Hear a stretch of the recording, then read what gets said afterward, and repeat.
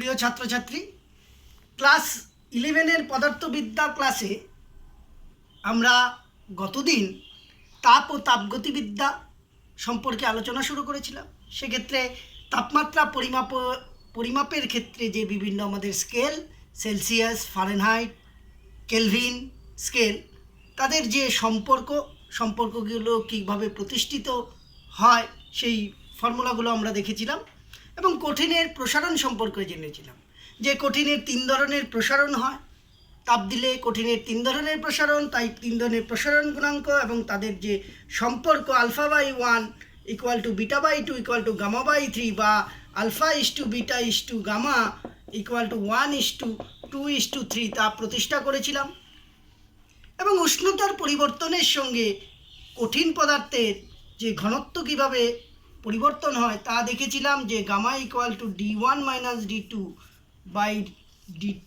× T2 - T1, যেখানে T1 উষ্ণতায় কোনো কঠিন বস্তুর ঘনত্ব হচ্ছে d1, T2 উষ্ণতায় ঘনত্ব হচ্ছে d2, তাহলে তার আয়তন প্রসারণ গুণাঙ্কটা এটা ছিল। এগুলো সম্পর্কে আমরা জেনেছিলাম। তোমরা বাড়িতে হয়তো এই ফর্মুলাগুলো দিয়ে যে গাণিতিক অংশ তাও প্র্যাকটিস করেছো। আজকে আমরা সরল দোলকের ক্ষেত্রে উষ্ণতার সঙ্গে সরল দোলকের যে পর্যায়কাল কীভাবে পরিবর্তিত হয় তা আলোচনা করব। সরল দোলকের পর্যায়কাল টি বা টাইম পিরিয়ড টি = 2π√L/g, যা আমরা পরবর্তী যে ক্লাসগুলোতে তরঙ্গ যখন পড়ব তখন তা প্রতিষ্ঠা করব। আজকে শুধু জেনে রাখবো। এক্ষেত্রে দেখো, যদি উষ্ণতা বৃদ্ধি করা হয় তাহলে জি অভিকর্ষজ ত্বরণ কোনো পরিবর্তন হবে না, 2π হচ্ছে কনস্ট্যান্ট, সুতরাং T ∝ লিখতে পারি। সুতরাং θ1 উষ্ণতায় যদি পেন্ডুলামের পর্যায়কাল T1 হয়, θ2 উষ্ণতায় যদি T2 হয়, তবে আমরা লিখতে পারি T2/T1 = পর্যায়কালের উষ্ণতা পরিবর্তনের সঙ্গে তার দৈর্ঘ্যের পরিবর্তন L2/L1 হবে। আবার দৈর্ঘ্য প্রসারণ গুণাঙ্ক যদি আলফা হয় তাহলে আমরা জানি L1 1 + আলফা θ2 - θ1/L1, তাহলে L1 ক্যান্সেল। এখান থেকে আমরা T1টা পাবো, কি পাচ্ছি দেখে নেই, যে T2 = T1 × √1 + আলফা θ2 - θ1। এই হচ্ছে ফর্মুলা।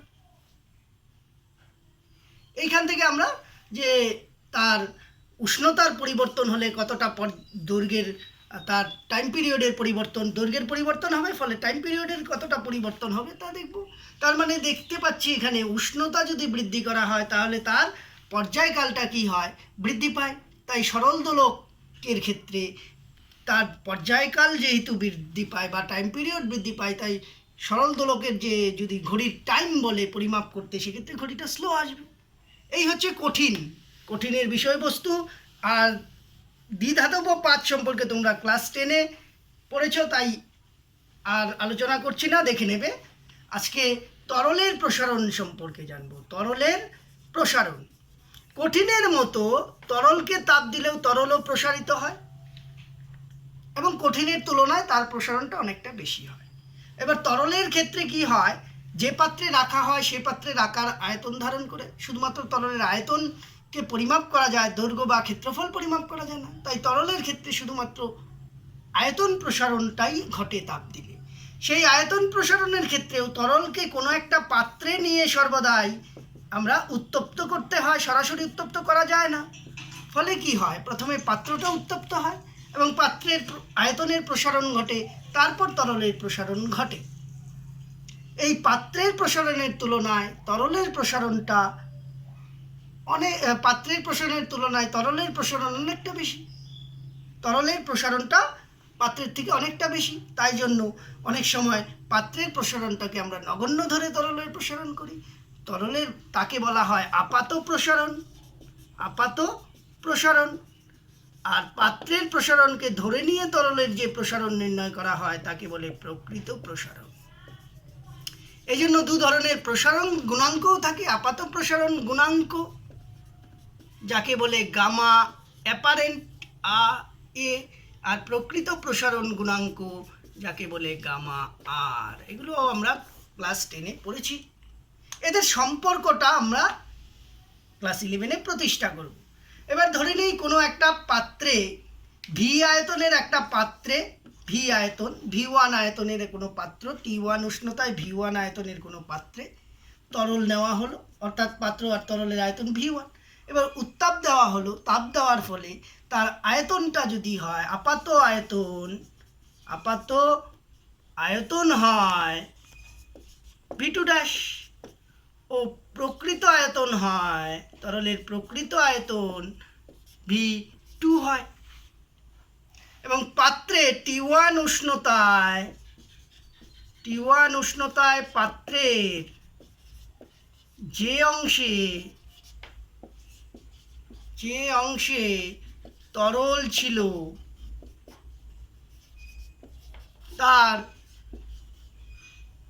তার আয়তন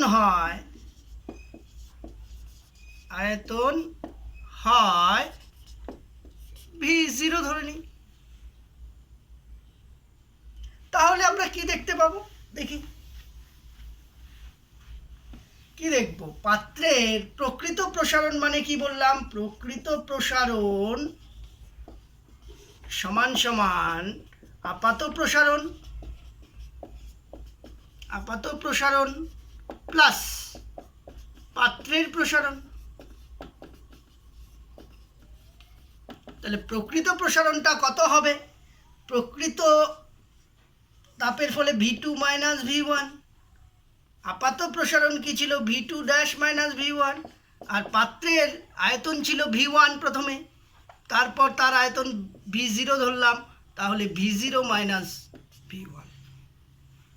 সুতরাং উভয় দিকে যদি আমরা V1 into T2 minus T1 দিয়ে ভাগ করি তাহলে কি হবে, V2 dash minus V1 by V1 into T2 minus T1 plus V0 minus V by V1 into T2 minus T1, বা এটা মানে হচ্ছে gamma R equal to gamma A plus gamma S.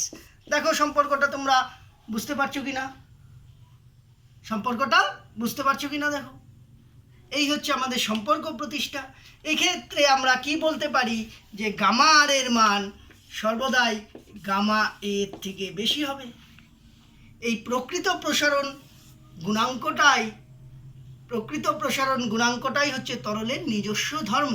কেন, বিভিন্ন পাত্রে নিয়ে যদি আমরা উত্তপ্ত করি তাহলে পাত্রের উপাদানের উপর এই আপাত প্রসারণ গুণাঙ্কটা নির্ভর করবে।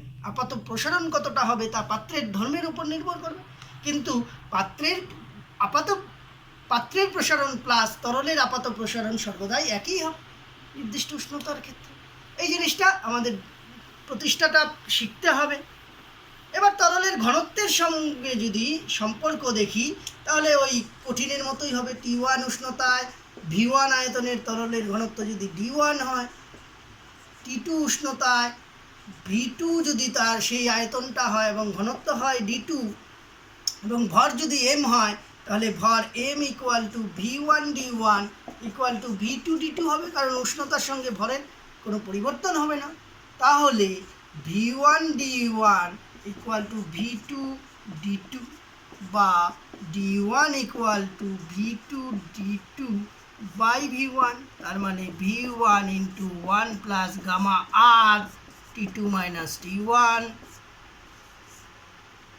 D2 by V1 V1 cancel হবে। তাহলে কি সম্পর্কটা দাঁড়াচ্ছে, সেই কঠিনের ঘনত্বের মতোই D1 equal to D2 into 1 plus gamma T2 minus T1, বা এটাকে যদি করি D2 equal to D1 into 1 minus gamma T2 minus T1। এই হচ্ছে ঘনত্বের সঙ্গে সম্পর্কটা।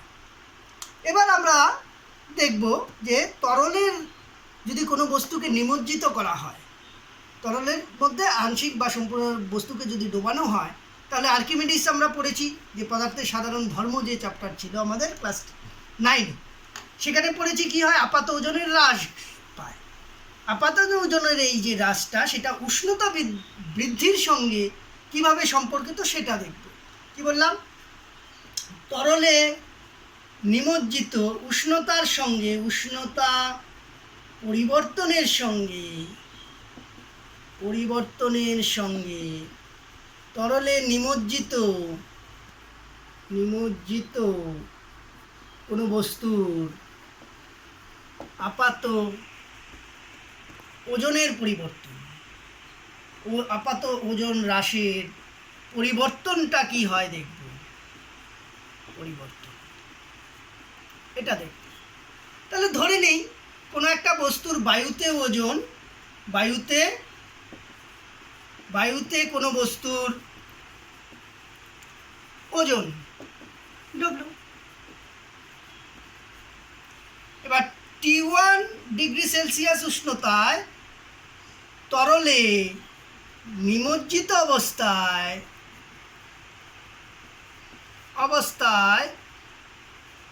ওজন W1। সুতরাং আপাত ওজন হ্রাস কি হবে? আপাত ওজন হ্রাস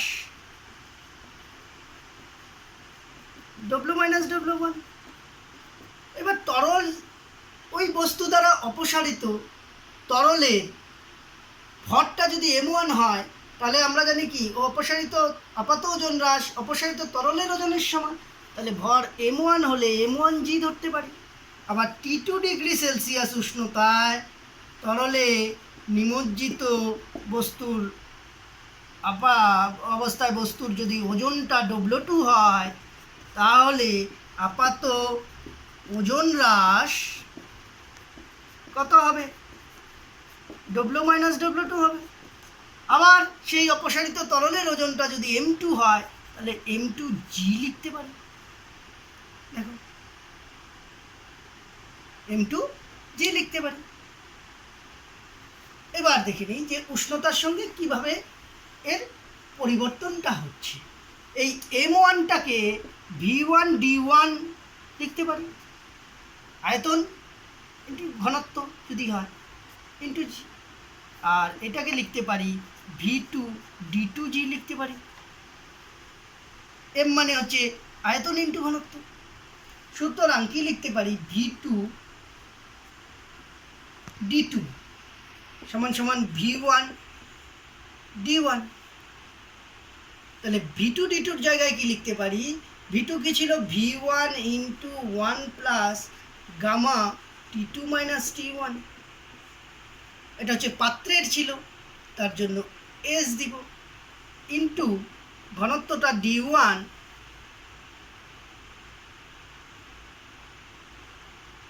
আপাত ওজন হ্রাস W equal to M2 minus M1 M1G equal to V1 D1G। তাহলে আপাত ওজন হ্রাসটা কি হচ্ছে? V2 D2-র মানটা দেখি, সমান হবে না, সরি, V2 D2-র মানটা কি হবে? V1 into 1 plus gamma S কঠিন T2 মাইনাস T1। আবার ঘনত্বটার কি হয়? D1 into 1 minus gamma R into T2 minus T1। এই হচ্ছে সম্পর্কটা। বা V2 D2 equal two V1 D1 যদি গুণ করি তাহলে কি দাঁড়াবে? থার্ড ব্র্যাকেট দিয়ে নিই, দেখাচ্ছি। V1 D1 এটাকে গুণ করো, থার্ড ব্র্যাকেট দিলাম, ইন্টু কত হবে? 1 মাইনাস 1, তারপর হচ্ছে মাইনাস 1 দিয়ে গুণ করলাম, মাইনাস আর T2 মাইনাস T1।